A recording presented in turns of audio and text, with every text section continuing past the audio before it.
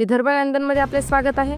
Bharatiya Janata party संघटनात्मक चुनाव सुरू असून पूर्व कार्याध्यक्ष मौदा तालुका संघटन मुकेश अग्रवाल यांची निवड महाराष्ट्र प्रदेशाध्यक्ष तथा महसूल मंत्री माननीय चंद्रशेखरजी बावनकुळे यांच्या आदेशाने व नागपूर जिल्हा अध्यक्ष सुधाकर कोहोडे यांच्या सूचनेनुसार पूर्व पंचायत समिती सदस्य मौदा तहसील भाजपाचे पूर्व कार्याध्यक्ष मुकेश अग्रवाल यांची भाजपा मौदा तहसील अध्यक्ष पदवर नियुक्ती करण्यात आलेली आहे।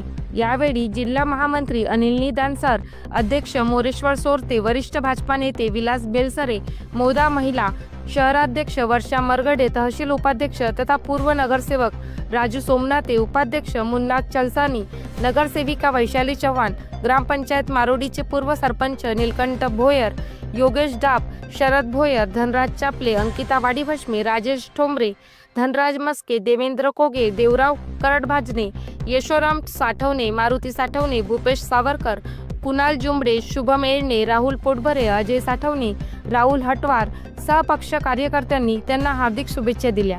त्यांनी यावेळी संघटनेला तालुकाभर मजबूत करून जोमाने कार्य करू व शासनाच्या योजनेचा लाभ गोरगरीब जनतेपर्यंत पोहोचवू अशा प्रतिक्रिया व्यक्त केल्या। बातमी संकलन प्रतिनिधी अनिल बाबू सपाटे। नमस्कार।